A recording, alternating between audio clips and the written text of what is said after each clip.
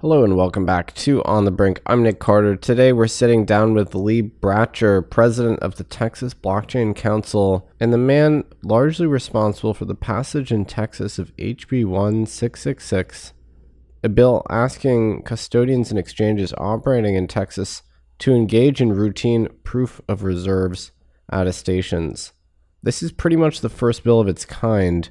We have seen certain jurisdictions mention proof of reserves in the past, Wyoming, Canada, and others, but Texas is the first state to really ask their crypto exchanges operating there to engage in the procedure.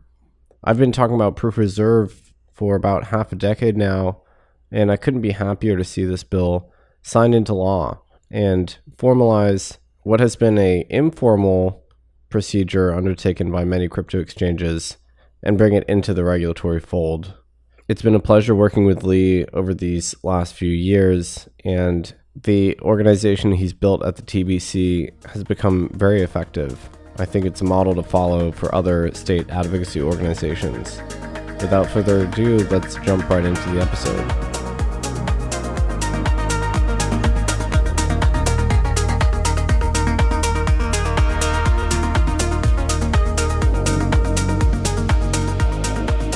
All right, today we have great guests. I'm very excited to be hosting Lee Bratcher, the president of the Texas Blockchain Council. Not to butter you up, Lee, or anything, but I think the TBC is maybe the most effective state advocacy org as it pertains to crypto. Is that fair to say? Well, we have a lot of allies in other states, so I don't know if I should say the best, but certainly the largest. Yeah. Well, thanks for joining us. I'm really glad you could be here with us. Yeah, thanks for having me on, Nick. So today, I think the main focus is going to be sort of a landmark piece of legislation that was passed really majorly in part due to your efforts, which is, of course, HB 1666. I don't know about the number myself. I wish it was, a different number, but I'll take it, which is the proof of reserves bill in Texas. But before that, maybe for those who aren't as familiar with the TBC, can you tell us about the origin of the council and sort of what you sought out to achieve when you started it? Sure. Yeah, we started it in late 2019. I was a political science professor at the time, studying my research area was blockchain and property rights, and studying how to increase the flourishing of communities by increasing their security and property rights. And so the next frontier was digital property rights, and read the Bitcoin white paper. And that was actually in 2015 when I was at the Army War College. So I studied that as an academic for a few years, and then started the TBC in late 2019 as it's a trade association. So it's an entity that helps bridge the gap between industry and regulators, elected officials. We do a lot of advocacy and lobbying. We employ lobbyists, and we do a lot of education. The other piece that we focus on is the business development aspect of a trade association or chamber of commerce. So we work to help our member companies with connections, business development connections, or increasing their brand, whatever assistance they need from us that we can deliver. And you also put on a great conference, I think. Have you hosted it twice or 3 times already now? Yeah, the third one will be this November, and we're excited to have you back for a record 3rd annual time. I think you'll be the only, except for Senator Cruz. You and Senator Cruz will be the only people that we've had 3 times in a row. Wow, that's awesome. Yeah, I know it has a special place in my heart. I just enjoyed that conference so much both years, so I can't stop coming. I mean, obviously, I have to attend again. So it's in Fort Worth this time. I've never been to Fort Worth. It is. We're moving it to Fort Worth because they became the first city in the U.S. to mine Bitcoin. We were working with them on that. Donated the S19 machine, and the mayor of Fort Worth took a big political risk when she did that, and it turned out really good for them. They got about 700 million media impressions from that. Wow. From the event. And so since she took a risk on us, we're going to take a risk on them and move the conference up there. I actually had no idea that was why, but I'm always excited to explore another city. Houston also has a fairly sizable presence in sort of the Bitcoin community. Is that fair to say, especially on the mining front? It is. And we are a Bitcoin first industry association, but we're not Bitcoin only. So Love our friends in the Maxi world, but the need for us to branch out to the broader digital asset ecosystem was paramount. And so we've rebranded it to the North American Blockchain Summit. And we're also inviting other ecosystems, builders from the Ethereum community, other smart contract and layer one ecosystems. Just anybody who's building responsibly, ethically, solving business problems. Of course, we're not going to have anybody, we're not going to have we're not going to have Dogecoin shills at the event, but yeah, it should be a good time. So it's so interesting that your sort of academic background was in the study of property rights. I mean, I think that's one of the most important lenses through which to evaluate and understand what's happening with cryptocurrency. And that discussion today is all about, is how can we use the specific assurances of public blockchains to augment the transparency of these contractual relationships between custodians and end holders, and how does that distinguish itself from sort of traditional assurance? And I think this is something that's really overlooked, is that digital assets have these specific qualities, especially in these custodial settings, that exceed the qualities of these kind of traditional financial relationships.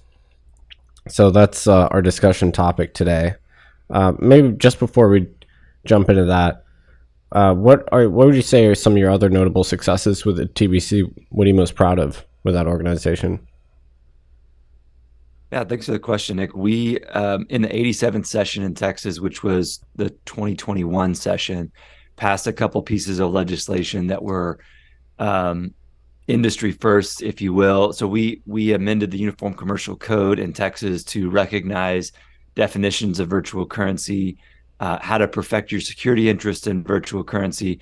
And I'm using the term virtual currency because that's what the Uniform Commercial Code utilizes. They've actually now transitioned to saying digital assets, but that was quite important for a lot of our member companies who are engaging in lending arrangements with collateralized cryptocurrencies. And so you can now perfect, of course you can write it into the contract that you perfect your security interest however you want to, right? But if that is not in the contract, you don't need to file a traditional UCC1 or financing statement to perfect your security interest, as long as you possess the cryptographic keys, or if it's a multi-sig, the majority of the keys. So possession of the majority of the keys equates to perfection of security interests. That's a little bit granular and nuanced, but we're really proud of that. We're also quite proud of our work in the Bitcoin mining space. We work very closely with ERCOT. Around 3% of all power that's used in ERCOT in Texas is Bitcoin mining. And we as well, the miners and ERCOT, we view it as a capacitor, right? It is there when you want it to be there and not when you don't. So that shaves off the peaks of the duck curve and pulls up the valleys of the duck curve. So it creates a very much more efficient grid. So people might freak out about 3% of all power used in Texas is used to mine Bitcoin. In reality, we need that number to be 5%, because it's a demand side battery. It's contributing to the grid. So we're very proud of our work with ERCOT in that sense as well. Yeah, it's such a difficult point to appreciate. I think energy is one of those things that actually reminds me of sort of the blockchain space, and that to really understand it deeply requires a lot of work. And our traditional intuitions about energy just don't apply. I mean, you have to understand that it's something that decays with distance. It needs transmission. It's not a single grid. I mean, it's disparate. In particular, in Texas, great case study where East and West are often priced completely differently, have different scarcity characteristics, and it's not something that's static. I mean, the demand modulates, the supply changes. So we did do a mini series on that, trying to explain the relationship between Bitcoin and the grid itself. I think it's still kind of an underappreciated quality of Bitcoin, the fact that it can contribute to grid flexibilization, which is so important in Texas in particular, with more renewables on the grid. I actually have a paper coming out with Sean Connell about this soon. So we're hopefully going to publish that in an energy journal, and that will add more context to the debate. That's awesome. I look forward to reading that and promoting it. In fact, your talk in the first year of the summit, you had that famous curve where you showed some of the excess capacity and generation in West Texas, and how Bitcoin miners could take that capacity, utilize it for productive means, and then turn off when the wind stopped blowing. Yeah, I ended up seeing that slides from that talk in a few pitch decks that came back to me later for Bitcoin miners and similar businesses, which is always funny when you see your own work coming full circle like that. So in terms of HB 1666, where were the origins of that? Where did the idea come from in the first place? Well, so we have as part of the TBC, Winstead is one of the member companies. They're a law firm, and Gavin Fury is of counsel there. He does a lot of their digital asset work and was one of the original writers of the Proof of Reserves paper, along with Caitlin Long. And you may have actually also been on that paper from, I want to say 2015 in the early days, 2014 or 2015. And this paper was sent to the SEC, several other federal agencies and regulators, and really never got a lot of traction. And so that paper, along with Gavin being, an early member of the TBC, along with your work publishing different exchanges that have self attested and provided information to their consumers and to the general public, combination of all those things created a situation where we wanted to do something. And then we had a meeting with a high-level elected official in Texas after FTX. And this brings us to the near past. This would have been probably November of 2022. This high-level elected official said, "Hey, we can't have what just happened with FTX. Texas is taking a stand and wants to be for this industry. This is a bad look. So we're going to do something in the legislature. We'd rather you guys help research it than have our staffers who don't know as much about the industry do it." So we came together with their staff and amalgamated a group of industry experts, which you were one of, and really came down to the writing of policy and alongside our elected officials who were working on the bill. So one thing that I often think about is, the industry, many exchanges and custodial firms in the industry chose, without any demands or pressure from above, to engage in proof of reserves attestations. And in many cases, they actually had CPA firms cover those under the agreed upon procedures moniker. And this was a spontaneous kind of bottom-up thing. Did that trend help in terms of building the political support for this bill? The fact that the industry was already active and kind of trying to push this procedure forwards? Absolutely. Yeah. I think even just in my own mind, I heard most about the Kraken efforts. And, Pierre Rochard, who now is at Riot, was formerly at Kraken. And they are an industry leader when it comes to proof of reserves. There was another firm actually that you mentioned in some of your writing that we also looked at. The name is escaping me at the moment, but it was one of the very early firms to follow that path. Might have been BitMEX. It was BitMEX. Yeah, it was BitMEX. So the leaders like that were certainly influential in our thinking. Yeah, it's often interesting to see how self-regulatory efforts by the industry can inform subsequent actual regulation. My sort of hypothesis is that if there is self-regulation, the ultimate demands made of the industry by the state are less onerous because they acknowledge that the industry has been proactive. And I think proof of reserve is the perfect case study here. And I think, if you look at the token space, maybe we eventually get some federal legislation pertaining to token disclosures, transparencies, things like that, maybe trying to harmonize it with the securities law framework. You would hope to see something similar, where industry leaders start to make these disclosures, not because they're asked, but because it's the right thing to do. And so I would encourage people to look at the history of the proof of reserve procedure, which dates back about a decade now, the spontaneous adoption within the industry, and then its influence on the deal making at the state level. So I think that's a really useful case study. So in terms of actually drafting the bill and then winning support, that's a part of the process that was kind of opaque to me. But what did it look like in terms of gaining support in the Texas legislature for the draft bill?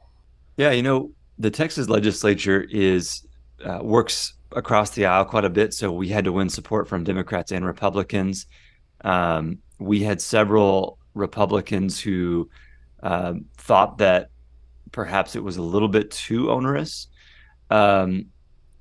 just because we are a light touch regulatory state. Several Democrats who thought it was not strict enough. And so what we came to was a compromise between several elected officials from both parties who work.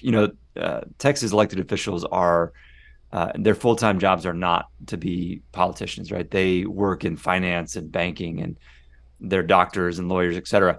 So we had several who work in the finance world who happen to be, young, innovative, forward-thinking members of the legislature, and they came together on this bill and convinced some of their colleagues who may be a little bit more senior in years that this was the right way forward, and so it was nearly unanimous in both houses, both the House and the Senate. Right.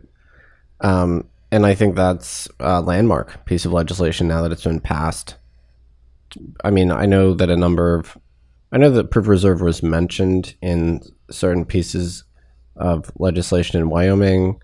I know it's been mentioned in Bermuda, actually, and hinted at in several other regulatory regimes, I think including Singapore and UAE. I did a sort of a brief survey recently.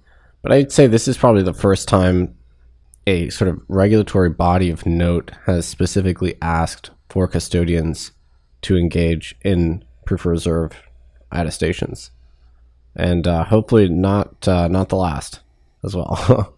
I mean, do you expect this to be something that other states model their own legislation on? We do. That's the goal. We think that as exchanges, digital asset service providers comply with this legislation, they will see lower compliance costs across the 50 states. So once you're doing it for a large market like Texas, then it makes sense to do it for a broader swath of the market. And you may not even need to see it proliferate all the state houses and state legislatures and assemblies, because there is some self-regulatory work going on. But we hope that some of the large states will employ it, and it does need to be employed delicately, because as you and I have talked about in the past, it's not a panacea. It's not going to be the silver bullet. It is a tool in the tool belt of transparency advocates and advocates for self-custody and things like that. But it is not the panacea that I think the media might have made it out to be. Yeah, and I think it's regrettable maybe that certain exchanges that did PoR in the past use the audit terminology with it, because that provided an attack surface, frankly, for some folks in Washington that are critics of the crypto space to allege that we were overselling the benefits of PoR. And so it's been a bit delicate to walk it back now. So I guess that's actually a really important point, is how do you compare proof of reserve in terms of the assurances you get from that to established audit types like a financial statement audit? How do you see them working together also, auditor coverage and then these attestations from exchanges? Yeah, this bill in Texas is really just a first step, because it is not real-time proof of reserves. It is applies to money transmission license holders that have 500,000 customers in Texas. Does not apply to banks or other institutions that are public or have regular financial audits. So it's a quarterly self-attestation than the annual third-party attestation, which, as many of your listeners will know, is not real-time proof of reserves. It is far from it. And so what this does, it gets the regulators in the habit of understanding this as a assurance mechanism, and makes them more comfortable with it. And so and also increases the communication between the digital asset service providers and the regulators. So as these muscles get exercised a little bit more, we would expect these timeframes to be more compressed, and hopefully 5 years from now, we're talking about real-time proof of reserves. Yeah, and the frequency is very important, I think, because one of the big criticisms of proof of reserve is that, well, the exchange or custodian could simply borrow the funds needed to perform the attestation, which in the audit world is called window dressing, and satisfy it that way. But of course, as you move to higher frequency, that becomes less tractable as a way to fudge the numbers. So what I prefer is certain exchanges do it on a daily basis. Actually, obviously, they're not getting an auditor to come in on a daily basis because that'd be prohibitively expensive, but they do the procedure daily. Monthly seems to be an emerging standard too, and I think that's also very sound. And so it's good to see that you envision it getting higher frequency in the future. Another criticism that I've heard is that proof of reserve is proposed as a substitute to traditional audit means, but I don't think anybody who's serious about it sees it that way, right? Agreed. Yeah, it's certainly complementary. Yeah, that's my view as well. One interesting sort of feature of the market here is that there's unfortunately not a lot of CPA or accounting firms that are kind of willing to supervise these. And I have kind of my own reasons that I would give to explain why they're keeping the industry at arm's length.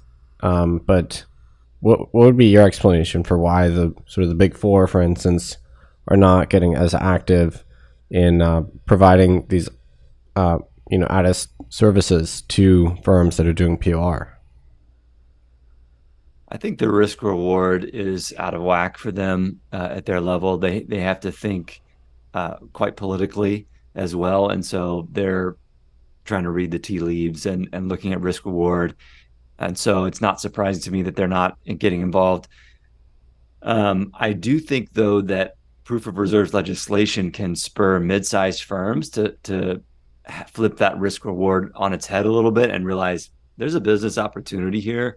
We should be the first to really get the right expertise on our team to do this. And I know there's several firms that are thinking that way. Yeah, and the language in the bill that asks audit firms to oversee these yearly, that was a creature of a compromise, I think. But one of the beneficial effects, as you say, is it creates the market for CPA firms to develop this competency. And, I was excited to see in the Lummis Gillibrand bill draft recently an explicit request that the PCAOB, the public company audit regulator, standardize proof of reserves. So I presume you also would say that the bill in Texas makes it more likely. Is that fair to say that ultimately one of these regulatory bodies that oversees the function of audit in this country would acknowledge the procedure and maybe move towards standardization?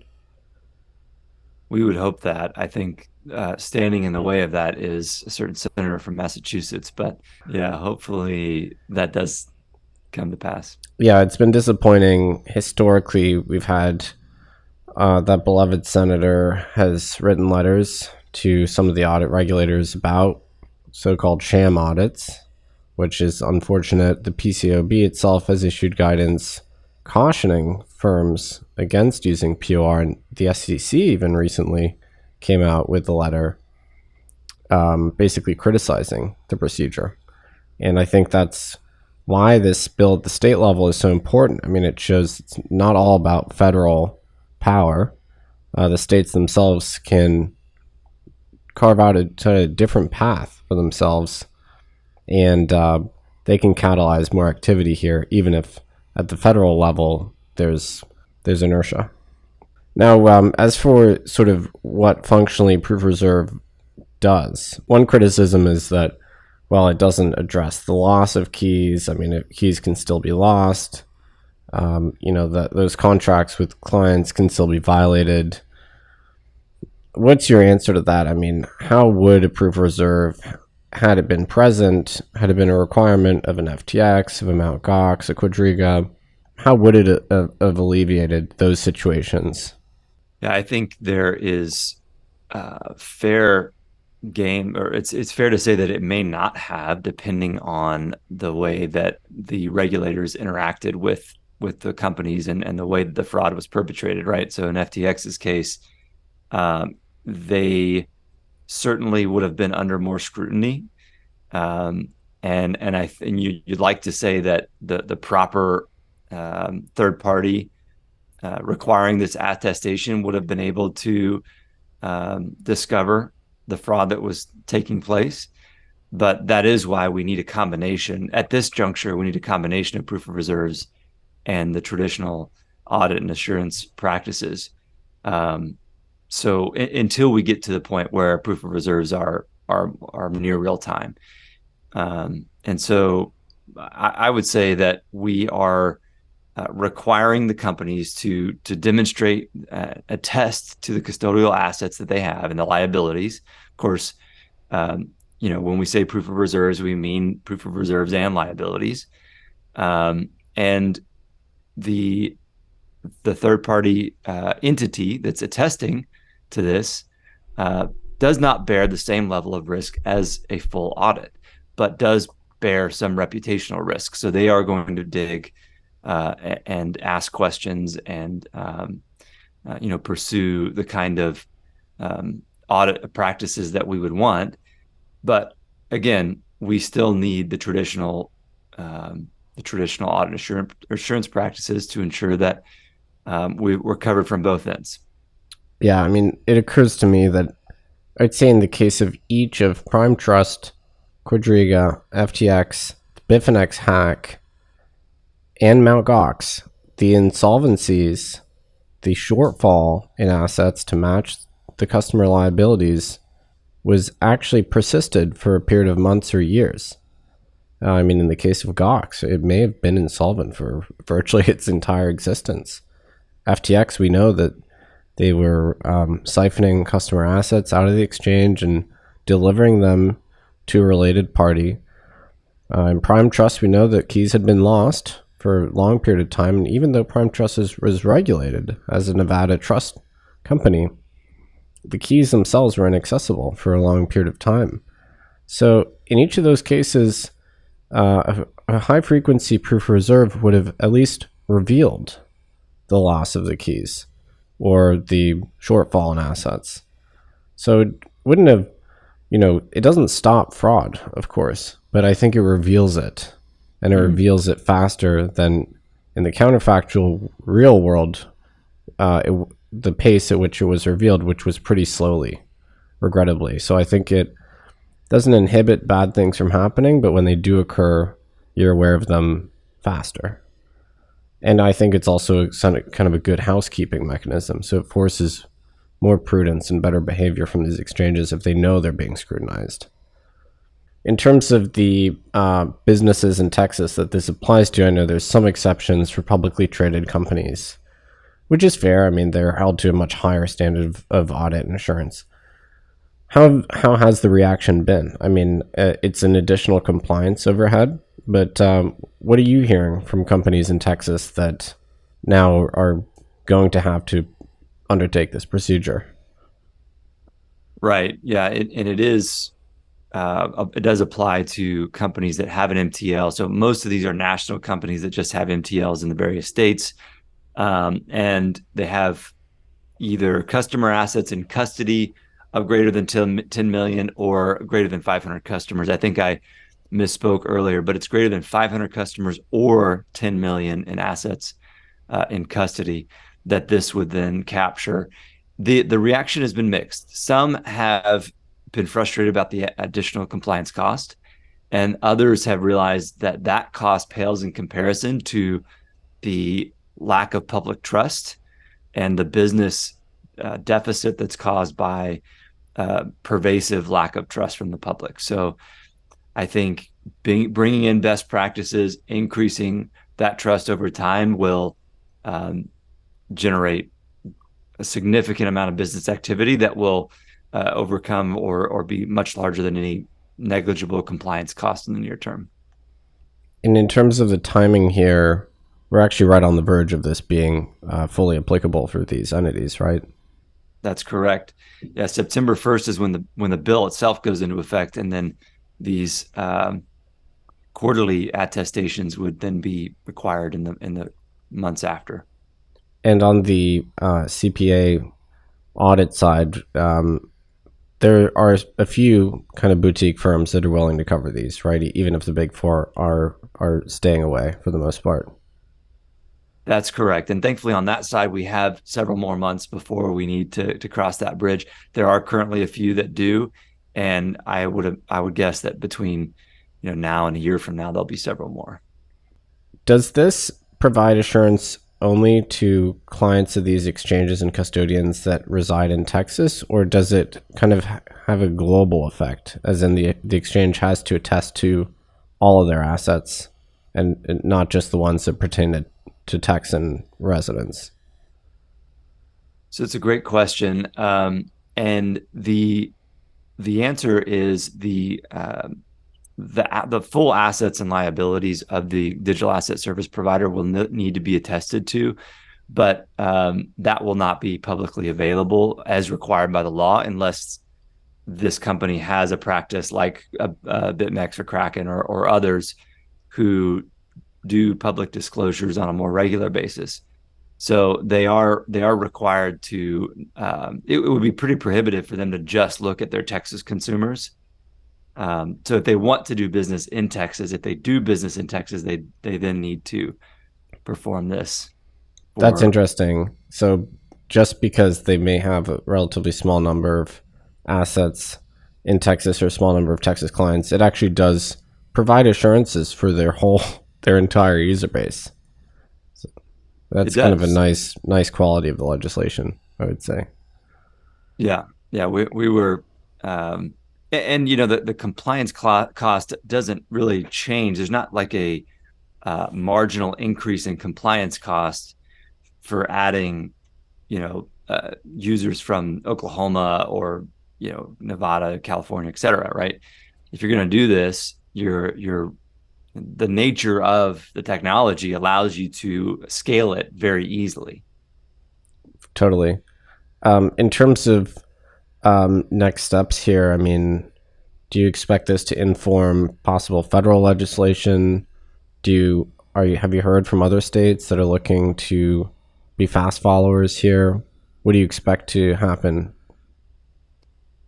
Well, I'm not holding my breath on any federal legislation, unfortunately, due to the Senate Banking Committee's signaling that they aren't interested in passing the market structure bill or the stablecoin bill out of the House Financial Services. But we are optimistic that other states will take it up at the state level. At the money transmission licensing regime, of course, resides in all 50 states. So hopeful that a couple other large states take this up in the coming years. It is a heavy lift legislatively, so it wouldn't surprise me if it took a couple years for it to really permeate. Yeah, and that's one of the really nice features of the financial regulatory system in this country is the states are meaningfully empowered as their local regulators. And even if it doesn't happen at the national level, what happens at the state level really matters still. So we can get these really nice assurances just from the states themselves being proactive. So that's a great feature. Now, in terms of taking this momentum and moving on with the TBC, anything to share about your future legislative agenda or any other? Yeah, we had a piece of DAO legislation that would have been pretty groundbreaking that did not make it across the finish line during the last session. We worked very closely with attorneys at large, well-known crypto VC firms that really, really know this area, and established a first of its kind unincorporated nonprofit association based DAO legislation, which would be, slightly different, not better or worse, but slightly different than the Wyoming version blockchain LLC DAO legislation. And so that is going to be on the docket for the next session for sure. That has great potential to create a entity registration framework that really fits DAOs better than what we currently have. And we're also looking for, I think there is a lot of room with stablecoins, and to get the state regulators and the OCC and the Fed to work together on allowing banks to custody. Well, first let's allow them to custody stablecoin deposits, USD deposits, right? Mm-hmm. And certainly under a different risk framework, because capital flight is faster, and you can't lend that out at the same ratio as your traditional sticky deposits. But there is a framework to be had that can be overly conservative. Let's just cross that step to allow banks to custody stablecoin deposits, the USD backing stablecoins, because ultimately, as we get further into this, I think stablecoins are a key to solving the conversation at the federal level with national security hawks who are worried about the dollar. And of course, we know that the dollar is potentially going to lose its reserve currency status, not because of anything technologically that's happening, but because of profligate spending at the federal level. But what we do see is stablecoins locking up more dollars and creating more demand for dollars, and it could prolong the dollar as the world's reserve currency. So we have some thoughts around that we are pushing with the Texas delegation to Congress. We're thinking through it at the state level with the banking regulators. There's a lot there that I think people are just beginning to grasp, because it does bridge that national security, macroeconomic policy component with stablecoins, which are relatively small, just over 100 billion when I last checked of total aggregate market cap. That will grow in the years ahead. Yeah, that's such an interesting point that you mentioned. I mean, stablecoins as a buyer for the U.S. debt at a time when foreign central banks are divesting, and the general flow is divestiture, which of course makes our cost to service that debt more expensive at a time when we are running high deficits. And I actually just ran the numbers today, and stablecoins as a sink as a demand source for treasuries around 120 billion, I would say. Believe it or not, that's actually if that was a sovereign nation, that would be the 16th largest nation in terms of holding U.S. debt. Wow. So that would be ahead of Saudi Arabia, Korea, Germany, the Netherlands, UAE, Mexico. I mean, those are serious countries. So even in their early era, I mean, stablecoins were in the single-digit billions as recently as 2018. Even in this early era, they're already a meaningful buyer for U.S. debt. And I think that's one of our strongest, just truthful narratives to bring to Washington to explain the merit of this asset class.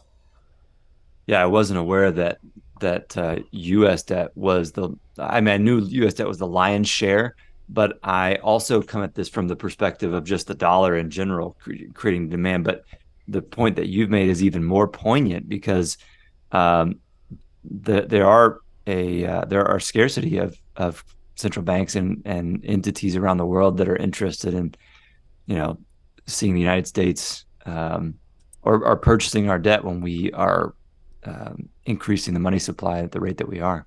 Yeah, and it's so interesting that stablecoins are over 99% of all stablecoins reference the dollar. So that is way out of whack from the dollar's predominance in other settings like foreign exchange reserves or trade receipts internationally. And so there's something about crypto that just leads to this massive liquidity network effect, and it ends up being dollars that denominate the vast majority of all stables. So as far as I'm concerned, stablecoins are a very pro-American interest phenomenon.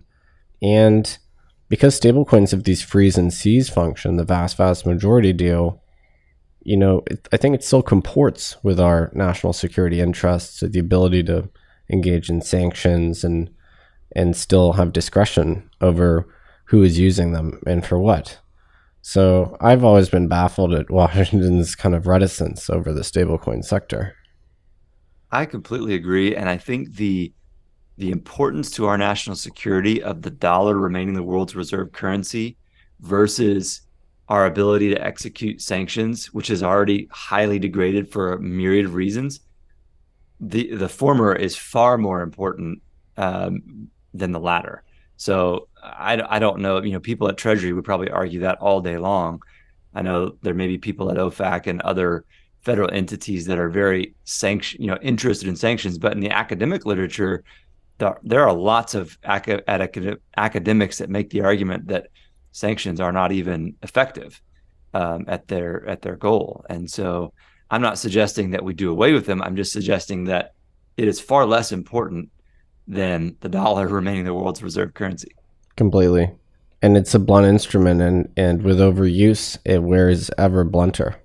Our allies even now look for alternatives because they fear the interventionist nature of dollar policy, I find it so interesting that in this country we have a dual system of banking charters, and the states have historically they've been on a kind of even footing with the federal government as far as chartering banks. And you saw these special purpose banks, Wyoming proposed, and they were basically denied access to the Federal Reserve System, the kind of inner sanctum of dollar settlement. And that's been something that's caused me a great deal of dismay, is seeing the states marginalized as entities that can charter these banks and can fill market needs as they emerge, especially as it pertains to crypto. So I'm hoping that the states kind of, maybe prevail legally, like you have the Custodia case now in the courts. But I think that's something where there's been a massive concentration of power at the federal level and a loss of power at the state level, which is out of step with how it's been historically in this country. Yeah, and I think the more that we can get that message to governors of various states, I don't know that they realize that their authority is being, taken in that. It's been a very quiet usurping of that authority. Completely. Well, Lee, this has been really fantastic, and I want to thank you for your efforts pushing the agenda in Texas. I think a lot of us recognize what you've done and how important it has been, and I hope that other state advocacy organizations follow your lead. If people want to get in touch with you or follow your work, where would you direct them?